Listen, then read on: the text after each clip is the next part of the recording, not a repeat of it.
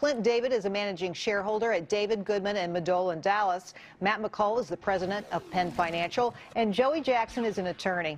Matt, I want to start with you. Volcker resigning. I don't know if that's a big surprise. I think just about every economic advisor the president has had has left recently. Yeah, and what does this tell you when all your advisors continue to leave? He's only been in office for 2 years, and he's gone through quite a few. He's turning the turnstiles here. This tells me that they're probably not on the same page right now with President Obama and with Ben Bernanke, probably even more specifically, Volcker once being in Bernanke's job as the Federal Reserve Chairman. So I think they butt heads a bit. He's never going to admit that, but I think maybe they're going the wrong way, and they don't like the fact they came out with this second round of quantitative easing. I think Volcker might have been against that. Robert Gibbs also announced his resignation today, Joey. A lot of people going out the door. What's going on? Let's not panic about this. Look, in any administration, you're going to have some turnover. Butting heads is healthy. It's important to have some type of controversy, to have people who disagree. We don't want yes men around you, so to speak, yes people. But at the end of the day, I think new blood and change is good. Clint, to you, Bill Daley spotted at the White House today. He's been rumored as the man who's going to lead the White House here. Strategy, policy. Right. What do you make of that?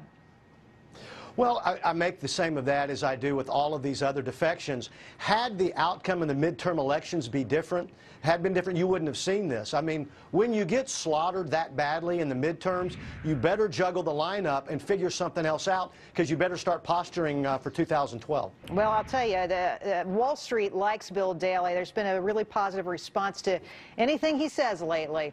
Moving on, great news for the job market today, as a report by ADP Employer Services say the private sector added a surprising 297,000 jobs last month.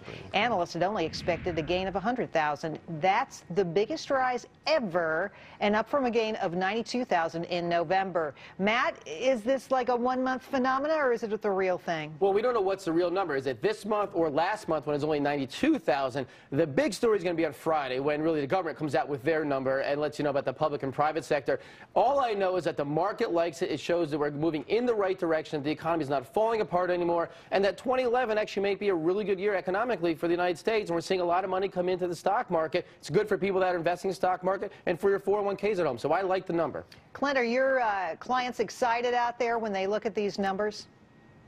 They really are. It's funny, but my law firm really is living proof that this study is correct. Most of the gains were in the service sector, employees under 50, which we have. I mean, that's us. I've added 3 new lawyers in the last 6 months after 17% growth.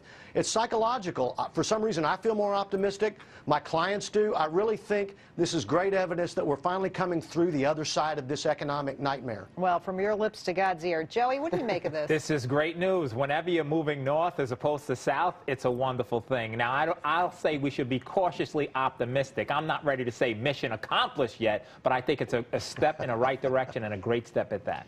Well, you know, it wouldn't be one of our roundtables unless we had a good story here. A New Hampshire man rushing to get his pregnant wife to the hospital was given a speeding ticket for driving more than 100 miles per hour. He says he's going to fight it, but police say the man put his family and the public at risk.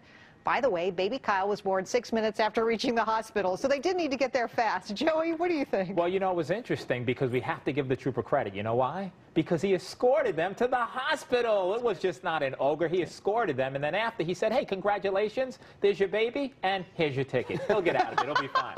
Matt? You know, I actually was thinking for the driver here. I mean, if I was having a child, I want to get to the hospital pretty darn quickly. You're not thinking straight. You know, let the guy go. He just, I mean, that's a present. You know, they have to give a present with the baby shower. Let the policeman give him a present, write him off. Clint, would you have let Dad off the hook? You know what? I probably would not have, but it's funny. Everybody did everything right here. I mean, the officer tried to pull him over. The guy called 911, said, I'm having a baby. He escorted him instead of pulling him over. He let him have his baby before he gave him the ticket. He was speeding. Now, maybe the ticket is a little bit of bad taste, but what difference does it make? He's not judge, jury, and executioner, the officer. He's going to go to court. He'll have his day in court, and I guarantee the ticket will get dismissed.